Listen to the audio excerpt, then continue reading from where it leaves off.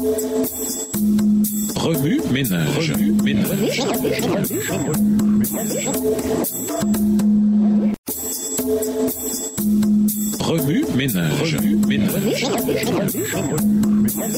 Bienvenue dans notre émission. Remue ménage. Nous voilà à la leçon de lundi. Interpréter tout ce qui est vrai. Chaque fois que surgissent des pensées qui nous rendent tristes, en colère, nerveux ou affolés, appliquons le premier test de Philippiens 4, verset 8. Mes pensées sont-elles vraies? Les fausses pensées doivent être confrontées à la parole de Dieu et éliminées de notre esprit. Même les plus grandes montagnes de doute, de méfiance et de découragement peuvent être identifiées et surmontées. Marc 11 et versets 22 à 24. Par conséquent, dites la vérité et réclamez-vous des promesses bibliques chaque jour. Pour avoir les idées claires, nous devons délibérément déraciner les pensées qui nous empêchent de connaître la paix. Les schémas de pensée exagérés ou irrationnels, appelés distorsions cognitives ou faux raisonnements, peuvent nous convaincre de croire des mensonges qui nous nuisent et nuisent aux autres. En examinant les exemples suivants, gardez à l'esprit que les distorsions ne sont pas toujours des mensonges à 100%. En voici quelques exemples. Premièrement, la pensée, tout ou rien. On voit les choses sans nuance. C'est noir ou blanc, bien ou mal, sans rien entre les deux. Essentiellement, si je ne suis pas parfait, je suis un raté. Exemple, je n'ai pas fini de rédiger ce document, j'ai donc complètement gaspillé mon temps. Ça ne sert à rien de participer si je ne suis pas en forme à 100%. Ils ne sont pas venus, ils ne sont pas du tout fiables. Deuxièmement, la surgénéralisation. On fait une supposition générale sur quelque chose à partir d'une expérience limitée. La surgénéralisation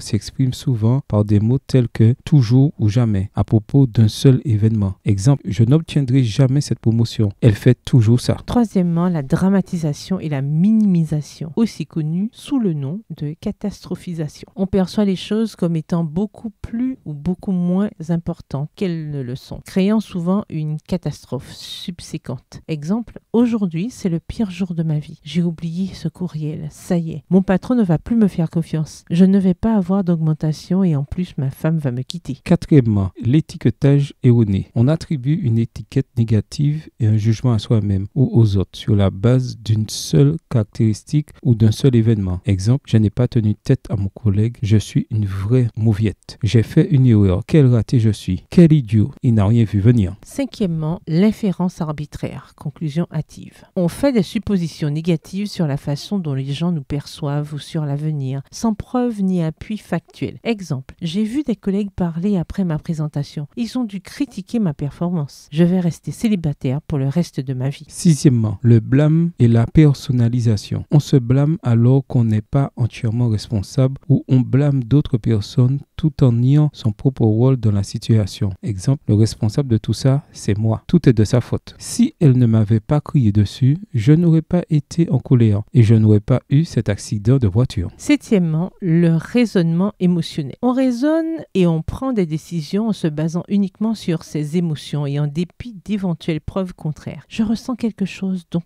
c'est vrai. Ce type de raisonnement suppose qu'un sentiment est vrai sans chercher à savoir s'il est exact. Exemple, je me sens tellement idiot alors que c'est forcément vrai. Je me sens coupable. J'ai dû faire quelque chose de mal. Je me sens déprimé, donc je ne peux rien faire. Huitièmement, l'abstraction sélective. On se concentre uniquement sur le négatif et on filtre le positif. Exemple, premièrement, vous avez dîné au restaurant avec des amis et passé une excellente soirée. Mais sur le chemin du retour, vous avez été pris dans des embouteillages, ce qui a suffi pour gâcher votre soirée. Deuxièmement, vous recevez votre évaluation professionnelle et les commentaires sont élogieux, mais vous vous concentrez sur le seul commentaire concernant l'amélioration mineure que vous devez apporter. Neuvièmement, la disqualification du positif. On ne reconnaît pas le positif ou on insiste sur le fait que les actes positifs, les qualités ou les réalisations positives ne comptent pas. Cette distorsion cognitive est similaire à l'abstraction sélective, mais au lieu de s'attarder sur le négatif et d'écarter le positif, on reconnaît le positif pour l'écarter ensuite. Par exemple, après avoir accompli quelque chose, on dit « tout le monde aurait pu le faire » ou « merci, mais j'ai fait une erreur. Tu n'as pas remarqué ?» Et dixièmement, l'obligation. On impose des règles fixes sur la façon dont soi-même, les autres et le monde devraient fonctionner et on se sent coupable ou frustré si les attentes ne sont pas satisfaites. Exemple, j'aurais dû m'en m'en rendre compte. Je ne devrais pas faire d'erreur. Il ne devrait pas conduire de cette façon. Le monde devrait être juste. Certains chrétiens sont déconcertés par cette distorsion parce qu'ils se disent, n'y a-t-il pas des choses que nous devrions faire? Par exemple, lire la Bible, aller à l'église, prier, etc. Oui, ce sont de bonnes choses à faire. Mais Satan veut que nous nous engagions dans la pensée « je dois » parce qu'il nous impose des règles en nous faisant croire que ce sont les règles de Dieu et conduit à une pression extérieure qui peut causer de la culpabilité et de la honte lorsque nous ne les suivons pas. Au contraire, Dieu veut que nous fassions ces choses à partir d'un désir et d'une motivation interne et par amour, pas par obligation. Je veux prier est plus motivant et désiré par Dieu que je dois ou je devrais prier. Ces distorsions cognitives sont des forteresses qui doivent être systématiquement démolies. 2 Corinthiens 10, versets 4 à 6. Nous devons donc nous débarrasser de tout ce qui alourdit notre marche, en particulier du péché qui s'accroche si facilement à nous. Hébreux 12, verset 1. Il y aura un changement instantanément ou au bout d'un certain temps, mais il se produira. Dieu a doté notre cerveau de neuroplasticité. Il est malléable et peut être remodelé avec le temps. Pour plus d'infos, cet article intitulé Mind Renewal, paru dans Adventist Review, a été écrit par Sally Lam-Foon et est disponible sur adventistreview.org. Au revoir et à demain si Dieu veut.